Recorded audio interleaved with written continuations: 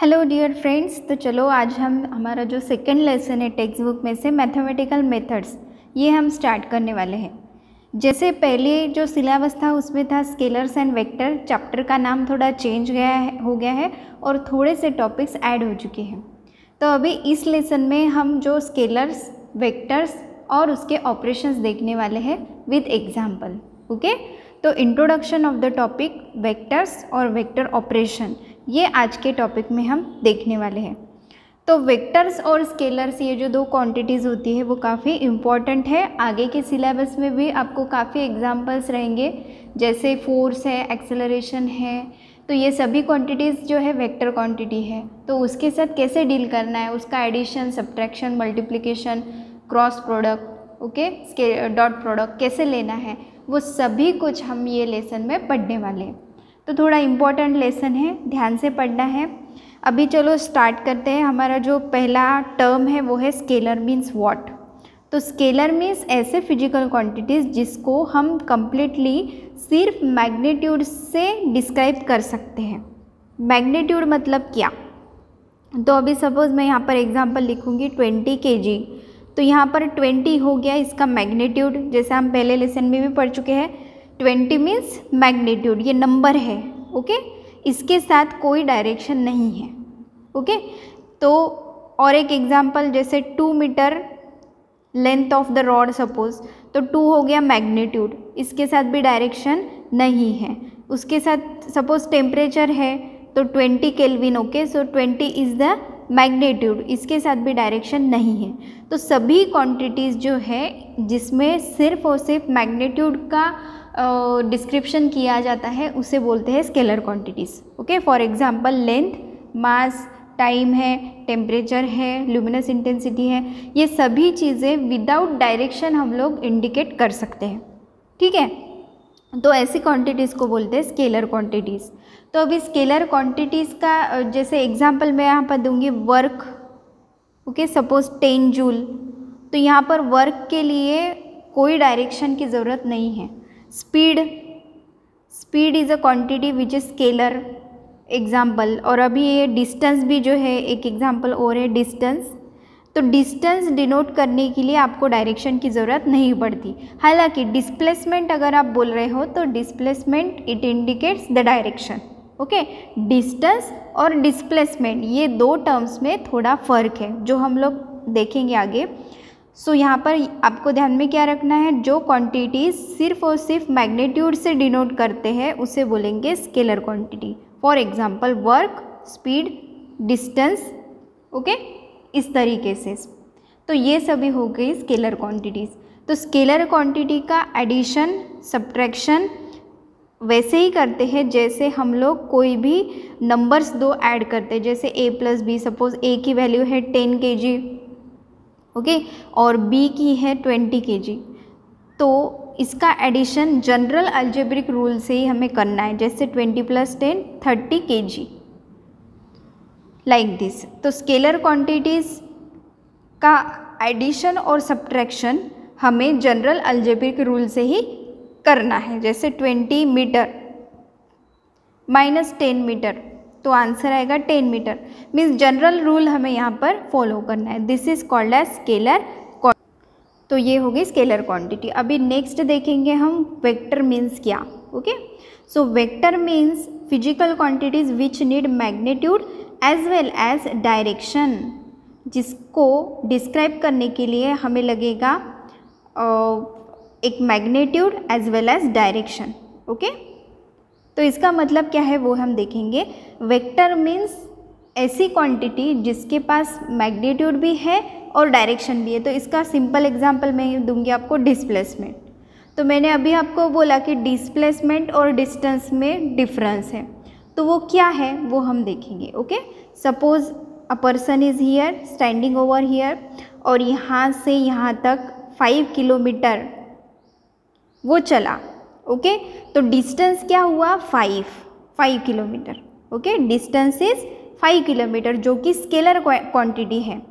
लेकिन अभी मैंने आपको बोला कि यहाँ से उसका डिस्प्लेसमेंट कितना हुआ, तो आप बोलोगे कि this much is the displacement in east. तो अभी ये बन गई कौन सी क्वांटिटी, वेक्टर क्वांटिटी। मीन्स जो मैग्नीट्यूड और डायरेक्शन के साथ आती है उसे बोलेंगे वेक्टर क्वांटिटी। ओके, और एक एग्जांपल दूंगी मैं आपको। यहाँ पर suppose we are standing over here और यहाँ से हम लोग गए ईस्ट में, ओके 2 मीटर, फिर यहाँ से गए हम लोग 5 मीटर, और ये जो डिस्टेंस है यहाँ से यहाँ तक ये हो गया डिस्टेंस। मीन्स डिस्टेंस कितना हुआ अभी, distance is equal to 5 plus 2 metre, means it is 7 metre. Okay, लेकिन डिस्प्लेसमेंट कितना हुआ अभी, ये 7 metre, it doesn't need direction, तो ये हो गई स्केलर क्वांटिटी। डिस्टेंस क्या हो गई, स्केलर क्वांटिटी हो गई।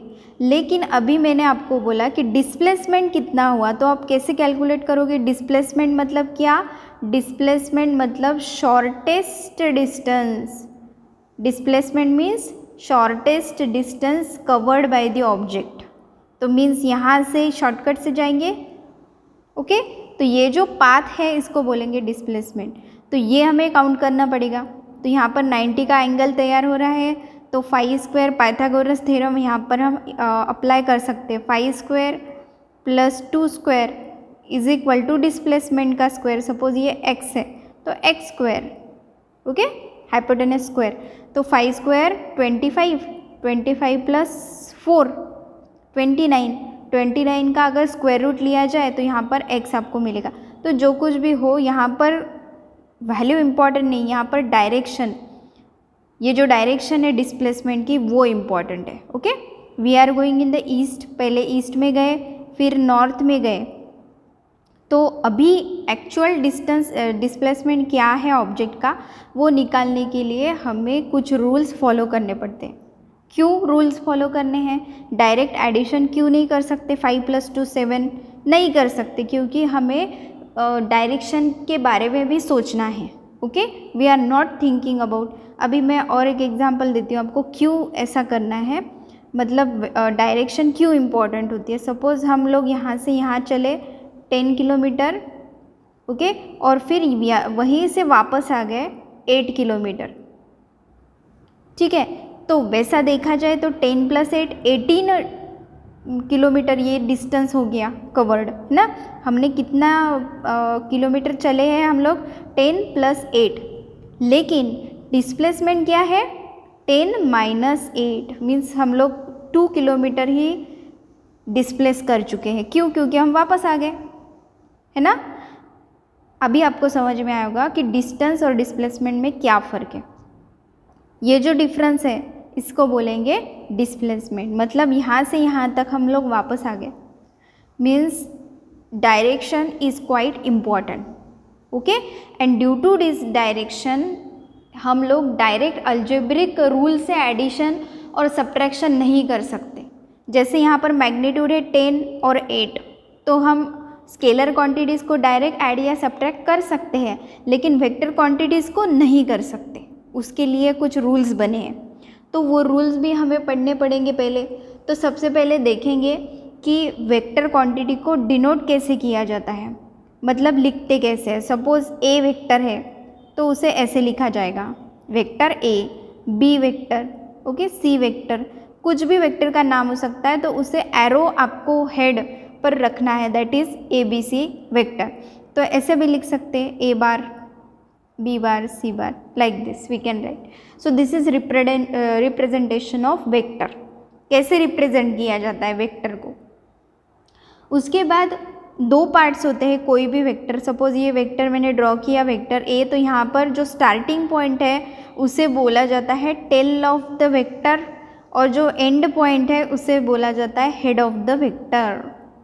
ये टर्म्स याद रखना है, टेल मीन्स क्या और हेड मीन्स क्या। Tail means it is the starting point और head means it is the end point of this vector, okay. So और एक चीज़ यहाँ पर मैंने वेक्टर की जो वैल्यू होती है और मैग्नीट्यूड होता है वो कैसे डिनोट किया जाता है, मॉड में लिखकर, क्योंकि हमेशा इसकी जो मैग्नीट्यूड होती है वो पॉजिटिव ही कंसीडर की जाती है। सपोज़ मॉड A, तो सपोज़ ये मैंने 4 लिख दिया, okay. So 4 is the value और magnitude of this vector A. या फिर आप ऐसे भी लिख सकते हो vector A is equal to 4 metre. Okay. So what does it indicate now कि ये जो है वेक्टर ए, इसका जो मैग्नीट्यूड है वो 4 है और कोई डायरेक्शन दी जाएगी जैसे upward, downward, east, north, like this. तो हमेशा याद रखना है कि vector always comes with the direction as well as magnitude. Magnitude और डायरेक्शन के साथ ही आएगा वेक्टर। ओके। नेक्स्ट थिंग हम देखेंगे, एग्जाम्पल देख लेंगे एक दो, कि जैसे मैंने यहाँ पर लिख दिया कि force of 5 newton upward, force of 5 newton upward, या फिर वेलोसिटी 6 मीटर पर सेकेंड वेस्ट में, या फिर displacement 10 metre in the north direction. तो अभी ये सभी क्वांटिटीज़ क्या हो गई है, vector quantities, because it has magnitude भी है 5, 6, 10 और डायरेक्शन भी है ना। So that is why it is called as vector. Okay. So let's move towards the next step. Types of vectors देखेंगे। अभी बहुत सारे टाइप्स है, zero vector, unit vector, equal vector, unequal vector, parallel vector, anti parallel vector, collinear vector, coplanar vector and concurrent vectors. तो ये सभी points हम धीरे धीरे करके देखेंगे। तो सबसे पहला है इक्वल और ज़ीरो वेक्टर मीन्स क्या, ज़ीरो वेक्टर। तो ज़ीरो मीन्स इसके नाम में ही लिखा है a vector having zero magnitude with a particular direction, इसे बोला जाता है। तो अभी आप बोलोगे कि कोई एक वेक्टर है, सपोज ये वेक्टर है, तो इसको मैग्नीट्यूड ही नहीं है तो हम इसको ड्रॉ कैसा करेंगे, क्योंकि ये लेंथ डिनोट करता है। Okay. What does it indicate, the magnitude and direction. तो यहाँ पर मैग्नीट्यूड ही 0 है, इसका मतलब point. Okay. It just indicating the direction. कौन से डायरेक्शन में 0 है, उसका जो मैग्नीट्यूड है वो 0 है। और particular direction means it is also called as arbitrary. Okay. It is called as arbitrary direction. इसको बोलते हैं zero vector, means having zero magnitude 0। बस इतना ध्यान में रखना है। अभी यूनिट वेक्टर काफ़ी इंपॉर्टेंट चीज़ है। Unit vector means the vector having magnitude 1, जिसका मैग्नीट्यूड क्या है, 1 है। तो किस लिए यूज़ किए जाते हैं यूनिट वेक्टर्स? तो यूनिट वेक्टर का एक ही यूज़ है पूरे आपके फिजिक्स बुक में कि किसी भी फिजिकल क्वांटिटी का unit vector means it is giving the direction only. किस लिए यूज़ किया जाता है? सिर्फ और सिर्फ डायरेक्शन देने के लिए। किसी भी फिजिकल क्वांटिटी का अगर डायरेक्शन डिनोट करना है तो यूनिट वेक्टर्स यूज़ करते हैं। और इसको इंडिकेट कैसा करते हैं? कैप से, मतलब ए कैप, इस तरीके से ए कैप। तो ये कैप इंडिकेट करता है कि it is a unit vector, जैसे ये इस तरीके से। या फिर बी कैप, इसका मतलब unit vector B. Okay. These are the kinds of unit vectors. तो unit vector means it is a vector which has magnitude 1, जिसका मैग्नीट्यूड 1 हो उसे बोलेंगे यूनिट वेक्टर, मैग्नीट्यूड 1।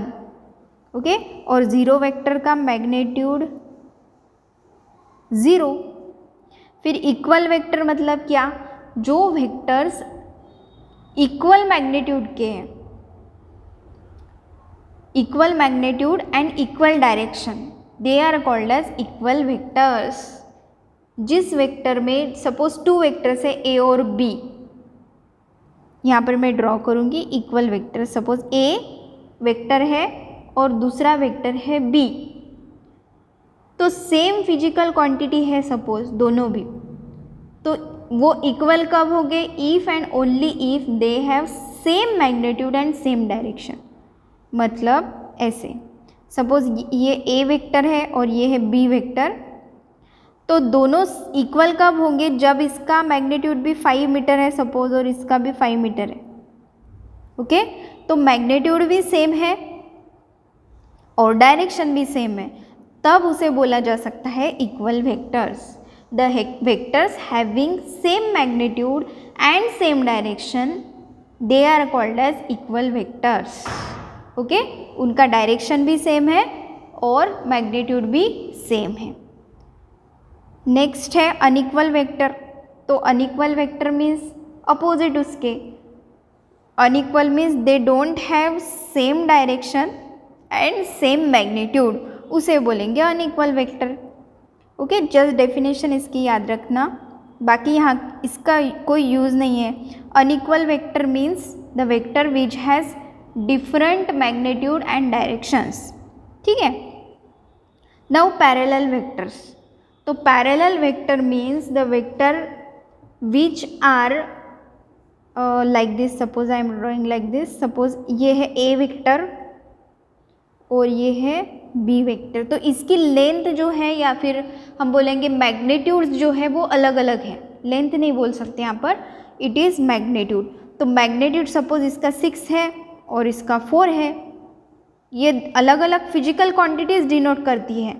ओके, मतलब वेलोसिटी भी दिखा सकती है, एक्सेलरेशन भी दिखा सकती है। ठीक है, तो magnitude of this vector A and magnitude of vector B is different, but they have same direction, they are going in the same direction, तो उसे बोलेंगे पैरेलल वेक्टर्स। इसे क्या बोलेंगे हम? Parallel vectors. तो दो पैरेलल जो वेक्टर्स है, सपोज ये है और ये है एक दूसरा, तो उनके बीच में एंगल क्या रहेगा? ओवरलैप करो एक दूसरे पर, तो यहाँ पर एंगल क्या बनेगा? Theta is equal to 0 degree. Okay, theta will be 0। हमेशा याद रखना कि पैरेलल वेक्टर जो होते हैं उनमें जो थीटा एंगल होता है वो 0 ही होता है। Okay, got it? Parallel vector means ऐसे वेक्टर जिनकी मैग्नीट्यूड अलग अलग भी हो सकती है, सेम भी हो सकती है, सिर्फ उनका डायरेक्शन सेम होता है। मतलब ये पैरेलल वेक्टर्स है क्या? नहीं, ये पैरेलल वेक्टर्स नहीं है, ये पैरेलल वेक्टर्स है, ये दोनों पैरेलल वेक्टर्स हैं। ठीक है, जिनका डायरेक्शन सेम हो उसे बोलेंगे पैरेलल वेक्टर्स। मैग्नीट्यूड भले ही अलग हो सकते हैं।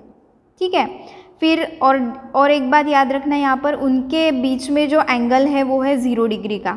हमेशा याद रखना, पैरेलल जो वेक्टर्स होते हैं उसमें एंगल्स 0 रहता है, और इसके अपोजिट एंटी पैरेलल वेक्टर जो होते हैं, just like this I am drawing over here.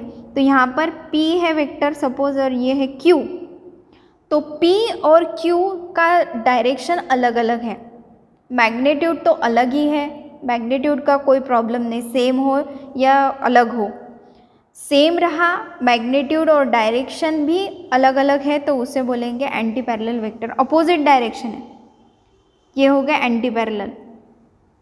Means ये जो है दो वेक्टर्स, तो ये एंटी पैरेलल नहीं बोल सकते हैं, नहीं बोल सकते, अपोजिट डायरेक्शन चाहिए आपको। ओके, एक यहाँ पर जा रहा है ईस्ट में और दूसरा वेस्ट में जा रहा है, एक नॉर्थ में जा रहा है और दूसरा वेस्ट में जा रहा है, नॉर्थ के opposite west, east west north south. Okay, north south, तो ये अलग अलग डायरेक्शन है, दोनों के अपोजिट है, तो इसे बोलेंगे एंटी पैरेलल वेक्टर्स। भले ही मैग्नीट्यूड अलग अलग हो या सेम हो, कोई फ़र्क नहीं पड़ता।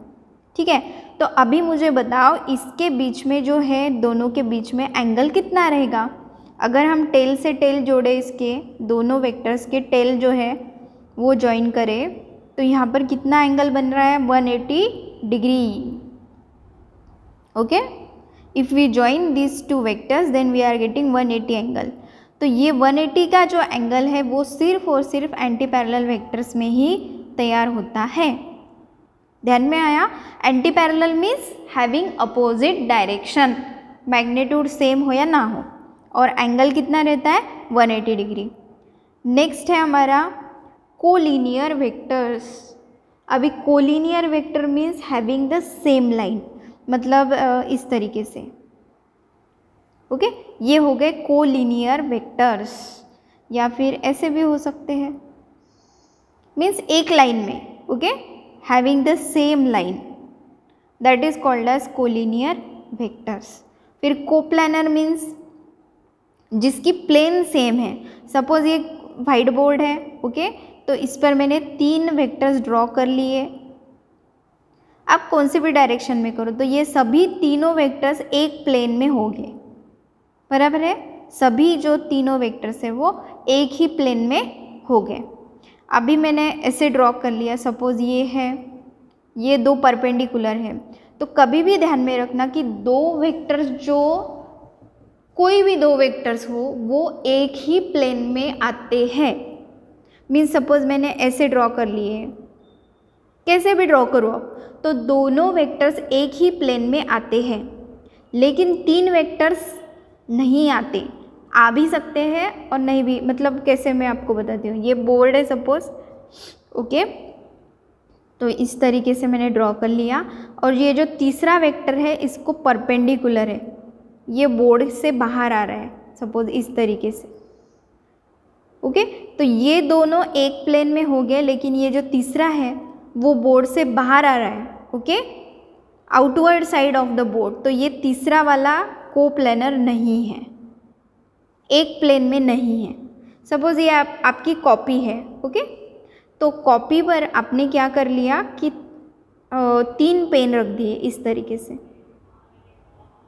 ठीक है। तो अभी ये तीनों पेन आपके वही जो कॉपी है उस पर रखे हुए हैं, वो सभी एक प्लेन में आ गए।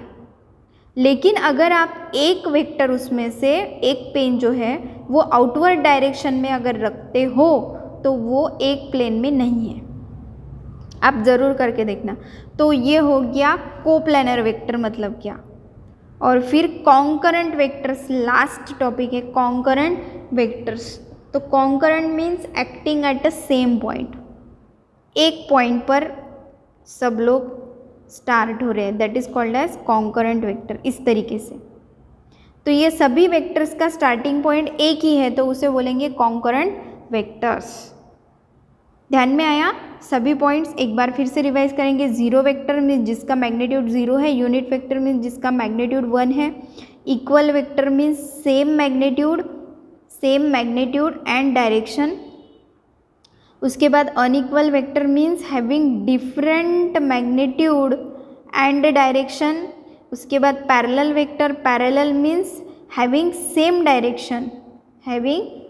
डायरेक्शन, उसको बोलेंगे parallel vectors. Anti parallel means having opposite direction, exactly opposite direction चाहिए हमें।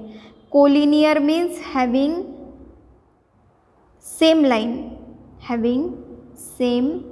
लाइन, उसके बाद coplanar means having same plane, एक ही प्लेन में जो आते हैं उसे बोलेंगे कोप्लानर। और concurrent means having same point of starting, उसे बोलेंगे कॉन्करेंट वेक्टर्स।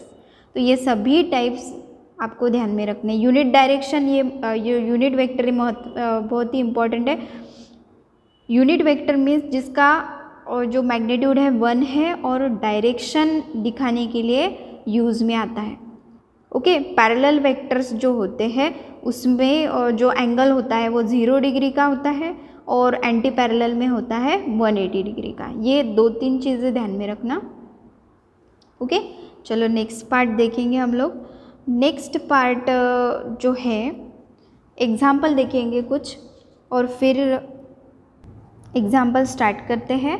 सपोज मैं आपको बोलूँगी कि पैरेलल शिफ्ट ऑफ वेक्टर मतलब क्या। पैरेलल शिफ्ट, ये छोटी छोटी बातें इंपॉर्टेंट है।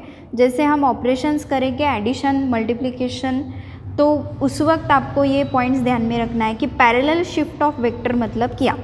कि कोई भी वेक्टर है, सपोज ऐसा है एक वेक्टर, और तो इसको हम पैरेलली शिफ्ट कर सकते हैं, यहाँ से यहाँ शिफ्ट कर सकते हैं, जस्ट लाइक दिस। सिर्फ इसका जो एंगल है वो चेंज नहीं कर सकते।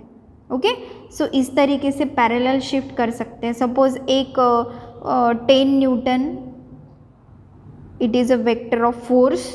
ओके, तो यहाँ पर हमें इसे शिफ्ट करना है दूसरी साइड में और ट्रायंगल बनाना है, तब हम डायरेक्टली पैरेलल शिफ्ट कर सकते हैं। ओके। तो उसका जो मैग्नीट्यूड है वो चेंज नहीं होता है उससे, और एंगल भी चेंज नहीं होता है। Okay, so that is parallel shift of vector, it is allowed. तो कोई भी वेक्टर्स, दो वेक्टर्स अगर आपको दिए हैं तो उसमें आपको अगर एंगल्स फाइंड आउट करने हैं तो कैसे करेंगे? To find the angle between vectors, तो उसके लिए रूल है। क्या रूल है? टेल टू टेल और head to head, we have to join two vectors, tail to tail और हेड टू हेड। अभी मैंने आपको बताया कि कोई भी अगर वेक्टर है तो यहाँ पर उसका टेल होता है और दिस इज हेड। ओके, तो जैसे आपको दो वेक्टर्स दिए गए, ये एक वेक्टर है, सपोज ये है ए वेक्टर, और बी वेक्टर आपको इस तरीके से दिया है। ठीक है, तो आपको क्या करना पड़ेगा कि हेड टू हेड और टेल टू टेल उसको ज्वाइन करना पड़ेगा। ओके, तो स्टार्ट करेंगे। चलो, ये जो वेक्टर है ये ए है और ये है बी वेक्टर, तो इसको हम शिफ्ट कर सकते हैं इधर। ओके, यहाँ पर हमने शिफ्ट कर लिया इस तरीके से। Now we can move it upward, बस इसी तरीके से यहाँ पर शिफ्ट कर लिया, तो ये जो एंगल है वो हम फाइंड आउट कर सकते हैं। Okay, with the help of any device, और वी कैन से दैट, और आपको जो अगर वैल्यूज़ दी गई है तो कैसे करना है वो बताती हूँ मैं आपको। ओके, सपोज़ ये एक वेक्टर बी है सपोज़, और ये एक वेक्टर ए है, तो दो वेक्टर्स को मैंने ज्वाइन कर दिया है। यहाँ पर देखिए आप, टेल टू टेल मैंने ज्वाइन किया, इसका भी टेल है और ये वेक्टर का भी टेल है। सपोज़ ये एक ए वेक्टर है और ये बी वेक्टर है, तो दोनों के बीच में अभी दिखाई दे रहा है आपको 90 डिग्री का एंगल है। Okay, this is 90 degree angle. तो अभी आप बोलोगे कि यहाँ पर भी तो एक एंगल तैयार हो रहा है ना, तो 360 माइनस 90 अगर आप करें तो कितना आंसर आएगा? इसका आंसर आएगा 270 डिग्री। तो 270 डिग्री का भी एंगल यहाँ पर तैयार हो रहा है और यहाँ पर 90 का है, तो कौन सा कंसिडर करना है? जो छोटा है, विच इज़ लेस। यहाँ पर 270 से कम क्या है? 90 डिग्री, तो हमें कंसिडर कौन सा करना है? 90 डिग्री। तो हमेशा याद रखना है, जो थीटा होता है, दो वेक्टर्स के बीच में जो एंगल है वो हमेशा जो स्मॉलर नंबर है वही आपको कंसिडर करना है। ओके, ये एक बात ध्यान में रखना है। अभी नेक्स्ट एग्जांपल देखेंगे। सपोज़ यहाँ पर मैंने ड्रॉ कर लिया, ये एक वेक्टर है ए और दूसरा जो है, और उसके बीच में का एंगल दिया है 120 डिग्री, और इस तरीके से दो वेक्टर्स हैं। Okay, this is head and this is tail. तो ये हमारे रूल के बाहर है, हमें क्या चाहिए? एक तो हेड से हेड या फिर टेल से टेल ज्वाइन करना है। Okay, so can we move this in the forward direction? इसको मूव कर लो यहाँ पर फॉरवर्ड डायरेक्शन में। ओके, तो अभी क्या एंगल बनेगा? वी कैन इमेजिन कि ये टोटल एंगल है 180 का, 180 में से 120 को माइनस कर लो तो क्या बचेगा? 60। तो ये बचा हुआ एंगल है 60 डिग्री। ओके, हमें ये पूरा कंसिडर तो नहीं करना है, छोटा वाला करना है, तो दोनों के बीच में जो एंगल हो गया 60, ना कि 120। गड़बड़ में आप 120 लिख देते हो तो दैट इज़ रॉन्ग आंसर। ठीक है, तो आपको एंगल निकालते वक्त ध्यान में रखना है, अगर हेड से हेड तो भी ज्वाइन करना चाहिए या फिर टेल से टेल ज्वाइन करो वेक्टर्स का, तो आप एंगल फाइंड आउट कर सकते हो। ठीक है, नेक्स्ट एग्जाम्पल, एक ही एग्जाम्पल लेंगे अभी। यहाँ पर मैं ड्रॉ करूँगी सपोज लाइक दिस बी, ये एक वेक्टर है और ये एक वेक्टर है। अभी यहाँ पर आपको दिखाई देगा कि सभी टेल से टेल ज्वाइन किए हुए हैं मैंने, और अगर आपको अलग अलग दिए गए, सपोज़ ये वेक्टर ए बी और सी ऐसे आपको दिए गए हैं, और यहाँ पर दो ही एंगल आपको दिए गए, ये है 30 डिग्री इसका और ये है 60 डिग्री का, और आपको बोला गया कि what is the angle between A and B and C and A, और फिर उसके बाद में हर तीनों जो है उसके दोनों के बीच में का एंगल अगर आपको फाइंड आउट करने के लिए बोला गया, तो सिंपली आप जो रूल है वो 60 + 30 यहाँ पर देखना है पहले कि टेल से टेल या हेड से हेड जुड़ा हुआ है या नहीं, अगर नहीं है तो आप अरेंज कर सकते हो। फिर यहाँ पर 60, 30, 90 हो गया, और ये जो टोटल एंगल है वो होता है 180 का, तो यहाँ पर 90 माइनस 180 माइनस 90 कर दिए तो 90 डिग्री आ गया। ओके, इस तरीके से। और यहाँ पर आपको ध्यान में आएगा कि ये परपेंडिकुलर दिख रहा है आपको सरफेस से, तो यहाँ पर ये भी 90 डिग्री का आएगा, है ना। 60 + 30 90, और ये हाफ एंगल 90, 90 + 30 120, 120 + 90, और यहाँ पर ये बचा हुआ भी 90 डिग्री का। तो इस तरीके से आप एंगल फाइंड आउट कर सकते हैं। सिर्फ और सिर्फ हमेशा याद रखना कि take smaller angle, always take smaller angle, ठीक है। इस तरीके से ऐड या सब्ट्रैक्ट भी कर सकते हो आप दो वेक्टर्स को। सिर्फ आपको क्या करना है, हेड टू टेल मेथड, ये भी यूज़ कर सकते हो आप, हेड टू टेल मेथड। तो कैसे यूज़ करना है देखिए, अभी तक हमने देखा कि एंगल कैसे फाइंड आउट करना है। अभी नेक्स्ट हम देखेंगे कि एडिशन और सब्ट्रैक्शन ऑफ वेक्टर्स कैसे करना है। ओके।